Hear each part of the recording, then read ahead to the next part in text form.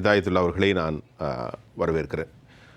Hidayatullah sir, நான் இப்போ உங்கள்கிட்ட கேட்க போகிறது, நாங்கள் எங்கள் தாத்தா மிகப்பெரிய ஆள், அவருக்கு ஒரு 1000 ஏக்கர் இருந்துச்சு. எங்கள் அப்பா கொஞ்சம் கொஞ்சமாக விற்று ஒரு 500 ஏக்கர் ஆகிட்டார். அதுக்கப்புறம் எங்கள் அண்ணமாரெல்லாம் வந்து ஒரு 100 ஏக்கர் ஆகிட்டான். இப்போ நான் வந்து 2000 ஏக்கர் தெரியுமா, நான் யார் தெரியுமா, இப்படிலாம் பேசுகிறவங்கள நாங்கள் பார்த்துருக்குறோம். இந்த நிலையில் தான் காங்கிரஸ் இருக்குது. ஒரு உதாரணத்திற்காக என்னுடைய நேயர்களுக்காக நான் சொல்கிறேன். அதுக்காக நான் உங்களை தவறாக சொல்ல மாட்டேன். காங்கிரஸ் கட்சியினுடைய மதிப்பீடையும் நான் தவறாக நினைக்கல. இந்த மனப்பீடில் இந்த இந்தியாவின் அரசியல் களத்தை புரிந்து நீங்கள் அஜய் செய்யலன்னு எல்லாருக்கும் ஒரு பார்வை இது யார்கிட்ட இருக்குன்னா காங்கிரஸ் கட்சி தொண்டர்கள்ட்டையும் இருக்குது. நான் வந்து ஒரு 1000 பேர்கிட்ட பேட்டி எடுத்து அந்த பேட்டியினுடைய விளைவாகத்தான் இந்த மாதிரி கருத்துக்களை சொல்கிறேன் சார். நீங்கள் எப்படி சார் அதை பார்க்க? சுபியான் மட்டுமல்ல, ஜேப்ளஸ்டியுடைய தலைப்பே வந்து காங்கிரஸுக்கு எதிரான தலைப்பாகவும் பாஜகவுக்கு ஆதரவான தலைப்பாகவும் இருக்கு. அதனால நம்ம பேசித்தான் ஆகணும். எப்படி இருந்தாலும் உங்க தொலைக்காட்சியுடைய நோக்கம் வேற, போக்கு வேற, எதுவாக இருக்கலாம்.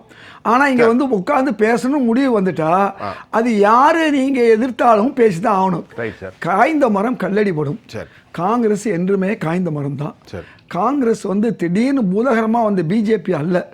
இது பல்லாண்டு காலமாக இருக்கிற கட்சி, சுதந்திரத்துக்காக பாடுபட்ட கட்சி, மக்களுக்காக அது ரைட் டு எஜுகேஷனாக இருக்கலாம், அதே மாதிரி வந்து மக்களுக்கு உணவு கொடுத்த, ரேஷன் கொடுத்த விஷயமா இருக்கலாம், மக்களுக்கு 100 நாள் வேலைவாய்ப்பு கொடுத்த விஷயமா இருக்கலாம், வங்கிகளை தேசியமயமாக்குனதாக இருக்கலாம், இந்தியாவில் பாகிஸ்தானோட சண்டை போட்டு பாகிஸ்தானுக்கு ஒரு நாடை உருவாக்குனதாக இருக்கலாம், இந்த பக்ரானங்கள் போல பல பெரிய அணைக்கட்டுகள் கட்டினதாக இருக்கலாம், இந்தியாவில் இருக்கக்கூடிய பொதுத்துறை நிறுவனங்களெல்லாம் உருவாக்குன அந்த காங்கிரஸாக இருக்கலாம், வித்து திங்கிற பாஜகவும் இருக்கலாம். பிரச்சனை எங்கே வருதுன்னு சொன்னால், மக்களுக்கு வந்து யார் நல்லவர்கள் யார் அல்லவர்கள்னு புரியணும். புரியறதுக்கு நடுவில் வந்து பாஜக இன்றைக்கி ஆட்சியில் இருக்கலாம். நாளைக்கு என்ன பிரச்சனை என்ன? இன்றைக்கி நீங்களே பேசும்போது தெளிவாக ஒரு வார்த்தை சொன்னீங்க. எங்கிட்ட இருந்து அசோக் சவான் மாதிரி 1-2 பேர் போகிறாங்க. ஆனால் பாஜகட்ட இருந்து பல கட்சிகளே போயிடுச்சு, கூட்டணி கட்சிகள்.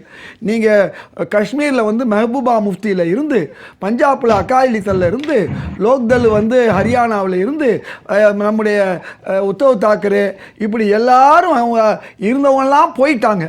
எங்கள்கிட்ட நாங்கள் கூட்டணி சேரும்போதே என்ன சொன்னோம்னு சொன்னால், கம்யூனிஸ்டாக இருந்தாலும் கேரளாவில் நாங்கள் தனியாக நிற்போம், மோடி இருக்கிறதுல ஒன்றா இருப்போம். ஆம் ஆத்மியாக இருந்தாலும் எங்கே தனியாக நிற்கிறனாலும் நிற்போம், சேர்ந்து நிற்கிறனாலும் நிற்போம். இதே ஆம் ஆத்மிக்கு முதல்ல வெற்றி பெறும்போது அவர்களுக்கு தேவையான இடங்களை காங்கிரஸ் கொடுத்தனால தான் அவர் முதல்வராக வந்தார். முதல் முறையில் நாங்கள் ஆதரவு கொடுக்கும்போது கொடுக்க தான் செஞ்சோம். அன்றைக்கி ஆம் ஆத்மிக்கு கொடுக்கலைன்னா அன்றைக்கி பாஜக ஆட்சிக்கு வந்திருக்கோம், ஆம் ஆத்மி இல்லாமல் கூட போயிருக்கலாம், அது வேறு விஷயம். எங்களுக்கு ஆம் ஆத்மிக்கு ஒரே நிலைப்பாடு, பாஜகவை எதிர்க்கணும். ஏன்னா அதுதான் இந்திய மக்களுக்காக நாங்கள் எதிர்க்கிறோம். கொஞ்சம் விட்டு கொடுத்துருக்கலாம்ல. இப்போ நாங்கள் விட்டு பாருங்க, நாங்கள் விட்டு கொடுப்பவர்கள் கெட்டு போகிறதில்லை, கெட்டு போகிறவர்கள் விட்டு கொடுப்பதில்லை. இது அப்படி இல்லை. ஒவ்வொரு மாநிலத்திலையும் அந்தந்த மாநிலத்துடைய கட்சி தலைமைகள் என்ன முடிவு எடுக்கிறத கேட்டு தான் அகில இந்த தலைமை எடுக்கணும். ஒரு தமிழ்நாடு மாதிரி அல்லது ஒவ்வொரு மாநிலங்களில் இருக்கக்கூடிய தனி கட்சிகள் மாதிரிலாம் இந்த கட்சி முடிவு எடுக்க முடியாது. ஆனால் புரிந்து கொள்ள வேண்டும், நாங்கள் இந்தியா கூட்டணி அமைக்கும் போதே இதுதான் பேசிக்கிட்டோம். தேர்தலுக்கு முன்னால் முடிந்த மாநிலங்களில் நாங்கள் ஒன்றிணைவோம், இல்லாத மாநிலங்களில் நாங்கள் போட்டியிட்டு தேர்தலுக்கு பிறகு நாங்கள் ஒன்றிணைவோம். இதுதான். இப்போ நாங்கள் போய் மேற்கு வங்காளத்தில் போய் என்ன செய்ய முடியும்? 3 பெரிய கட்சி எதிரெதிரான கட்சி, ஏதாவது 2 கட்சி தான் இணைய முடியும், இல்லைன்னா இணைய முடியாது. அது கம்யூனிஸ்டும் காங்கிரஸ் இணையதா, காங்கிரஸும் மம்தாவை இணைகிறாங்களா பார்க்கணுமே ஒழிய, இப்போ எப்படி திரு கெஜ்ரிவால் அவர்கள் நாங்கள் இந்தியா கூட்டணியில் தான் இருக்கோம்னு சொல்கிற மாதிரி திரும்ப செல்வி மம்தா பானர்ஜி நாங்கள் இந்தியா கூட்டணியில் இருக்கோம் சொல்கிறோம். இது தேர்தல். அதே மாதிரி கம்யூனிஸ்டில் நாங்கள் 2 பேர் ஒன்றா இருக்கோம், கேரளாவில் 2 பேர் எதிராக போட்டியிடுவோம். அதெல்லாம் முக்கியம். இந்த நிலைமை இதுக்கு முன்னால் 2019 இல்லை, இன்னைக்கு இருக்குது. அதை விட எங்களுக்கு ஒரு பெரிய கூட்டணி இன்னைக்கு வந்திருக்கு. என்ன கூட்டணி யோசிச்சு பாருங்க. இந்தியாவில் 2 மடங்கு விவசாயிகள். இந்த விவசாயிகளுடைய கூட்டணி இன்னைக்கு வந்திருக்கு. எப்படின்னு சொன்னால், கம்சன் பெரிய மன்னன் எல்லாம் இருந்துச்சு, ஆனால் சாதாரண கிருஷ்ணன்ட்ட தோத்து போனார். உங்களுக்கு தெரியும், உங்களுக்கு தெரியாது இல்லை, மகாபாரதம் தெரிஞ்ச விஷயம். மோசஸ்ன்னு ஒருத்தர் இருந்தார், அவர் சாதாரண ஆள். ஃபாரோங்கிற மன்னனை எதிர்த்தாரு. சாதாரண ஆளுங்கிறதுக்காண்டி என்ன ஆச்சு, ஃபாரோ தோத்து போனார். இதுதான் உலக வரலாறு. அது அரக்கனாக இருந்தக்கூடிய ராவணன்னு சொல்கிறாங்கல்ல, அந்த சொல்லக்கூடிய நான் அதை ஏற்றுக்கிறேன்னா இல்லாத வேறு விஷயம். அந்த ராமன், சாதாரண ராமன் வந்து சாதாரண குரங்குகளை வைத்துக்கொண்டு வெற்றி பெற்றார்னு சொல்கிறாங்க. விஷயம் அவ்வளோதான். எங்களுக்கு பிரச்சனை என்னன்னு சொன்னால், இன்றைக்கு மேன் ப்ரப்போசஸ் காட் டிஸ்போசஸ்ன்னு சொல்லுவாங்க. மனிதன் என்னனாலும் இறந்துட்டு போகட்டும், நமக்கு மேல ஒருத்தர் இருக்கான். இன்னைக்கு பாருங்க, இந்தியா முழுக்கும் விவசாயிகள் ஒட்டுமொத்தமாக பாஜகவை எதிர்க்கிறார்கள். 2 ஆண்டுகளுக்கு முன்பாக நடந்த 500 பேரை இறப்பதற்கு காரணமாக இருந்த பாஜக, நாங்கள் வாக்குறுதியை காப்பாற்றுவோம் சொன்ன பாஜக, இன்னைக்கு எம்எஸ்பி குறைந்தபட்ச விலையை நாங்கள் சட்ட ரீதியாக கொண்டு வர மாட்டேங்கிறாங்க. காங்கிரஸ் என்ன சொல்லுது? திரு மல்லிகார்ஜுன கார்கே, திரு ராகுல் காந்தி, நாங்கள் செய்வோம் அப்படின்னு சொல்லுது. இன்னைக்கு எந்த விதமான இது கடனை ரத்து பண்ணல. காங்கிரஸ் ஆட்சியில் இருந்தப்ப 70,000 கோடியை நாங்கள் ரத்து பண்ணோம். அப்ப யூரியா வந்து குறைஞ்ச விலையில கொடுத்தோம் மானியம் வச்சு. அப்ப இவங்க யூரியா விலையை ஏற்றி விட்டு விவசாயிகள் விலையை வைக்கும் போது வைக்க முடியும். நான் கேட்கிறேன், அதை பத்தி பேச எங்க கூட்டணி பெரிய கூட்டணி சொல்ல வரீங்க, கரையும் கூட்டணின்னு சொல்றீங்க. அது கரையாத கூட்டணி. நீங்க நினைக்கிறது வேற, நடக்க போறது வேற. எங்களுக்கு நினைக்கக்கூடியது வந்து இதுதான் நடக்கும். இன்னைக்கு இந்தியா முழுக்க நான் சொல்லி முடிச்சிருக்கேன். நீங்க 10-11 நிமிஷம் 10 நிமிஷம் பேசிருக்காங்க. 5 நிமிஷத்துல நீங்க முதல் பேசியவர் 11 நிமிஷம், இரண்டாவது பேசியவர் 10 நிமிஷம், எனக்கு 5 நிமிஷத்துல நீங்க இதெல்லாம் கணக்கு பார்த்து வச்சிருக்கீங்க. சரியா சுபியான் கொடுக்கறாரு. ஏன்னா தலைப்பு என்னன்னா காங்கிரஸுக்கு எதிரான ஒரு தலைப்பா இருக்கும்போது இந்த இதுல நீங்க என்ன செய்யணும்? காங்கிரஸுக்கு கூடுதலா டைம் கொடுக்கணும். நீங்க எல்லாருமே காங்கிரஸுக்கு எதிராக பேசும்போது நீங்க என்ன செய்யணும்? நியாயமா நடக்கணும். நியாயமான ஒரு தொலைக்காட்சி, அதுல நீங்க வந்து ஒரு நெறியாளரா இருக்கீங்க. 5 நிமிஷத்துல நில்லுங்கன்னா பாதி சொல்ல. அப்ப இன்றைக்கு எங்களை பொறுத்தவரை பாஜக தான் கரைஞ்சு போனது, கூட்டணியால் கரைஞ்சு போனது. எங்கள்ல கட்சியில 1-2 பேர் போலாம். உங்களுக்கு தெரியுமா, தெலுங்கானாவுடைய தேர்தல்ல பாஜகவிலிருந்து கூட்டமா வந்தாங்க. அதே மாதிரி கேஆர்எஸ்ல பிஆர்எஸ் இருந்து கூட்டமா வந்தாங்க.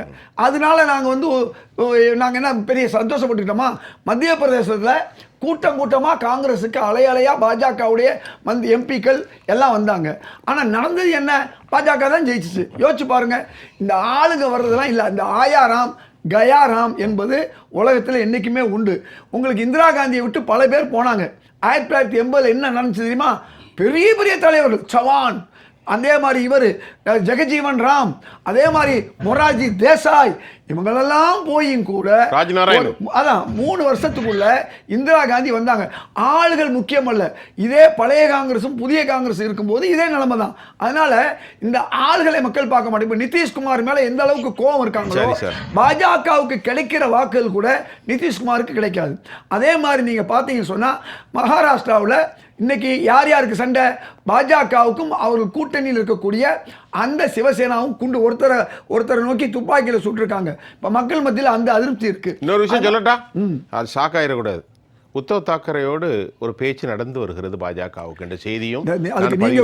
நீங்க கூட நடுவராக கூட இருக்கலாம், தப்பு இல்லை, அது உங்க வேலை. அது யாருன்னு தப்பு நடுவராக இருக்கலாம். நான் அந்த விஷயத்துக்கு வரல.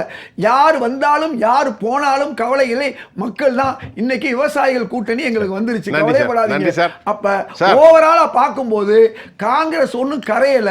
பாஜக ஏற்கனவே கரைந்து கொண்டு 0 நிலையில் நிக்குது. மக்களும் எதிராக போயிட்டாங்க, விவசாயிகளும் எதிராக போயிட்டாங்க. இந்த நிலையை தான் நான் உங்களுக்கு சொன்னேன். காலம் தான் இதுக்கு பதில் சொல்லணும். எங்களை பொறுத்தவரை நாங்க வெற்றி பெறறோமா இல்லையான்னு இல்ல, இந்திய மக்கள் தோல்வி வருகிறார்கள். 400 ரூபாய்க்கு கேஸ் வாங்கினவங்க இன்னைக்கு 900 ரூபாய்க்கு 1000 ரூபாய்க்கு வாங்கிட்டு இருக்காங்க. இன்னைக்கு அரிசி உங்களுக்கு தெரியும், 24 ரூபாய்க்கு வித்த அரிசி இன்னைக்கு 59 ரூபாய்க்கு விற்குது. துவரம் பருப்பு 79 ரூபாய்க்கு வித்தது இன்னைக்கு 140 ரூபாய்க்கு விற்குது. அதுல வேற புதுசா பாரத் அரிசின்னு அந்த ரேஷன் அரிசியை 2 ரூபாய்க்கு 1 ரூபாய்க்கு கொடுக்குற அரிசியை கொண்டு வந்து 29 ரூபாய்க்கு கொடுக்க போறாங்களாம். இந்த ஏமாத்து வேலை வாங்கி ரேஷன் அரிசி வாங்குற பல பேர் யூஸ் பண்றது இல்ல. எதுக்கு சொல்ல வரேன்னா, மக்கள் கூட்டணி, விவசாயிகள் கூட்டணி, ஒட்டுமொத்த பெண்களுக்கு எதிராக இவர்கள் செய்யக்கூடிய பாலியல் வன்முணர்விலிருந்து எல்லா தவறுகளையும் தாண்டி எங்களுக்கு எல்லா மக்களும் ஒட்டுமொத்தமாக ஏதாவது ஒரு பிரச்சனை வந்தாதான் பாஜக ஜெயிக்க முடியுமே ஒழிய, இல்லைன்னா இன்னைக்கு அவங்க எப்படி நான் 400 ஜெயிப்பேன் 370 ஜெயிப்பேன் சொல்ல முடியுது? அவங்க கையில தேர்தல் கமிஷன் இருக்கு.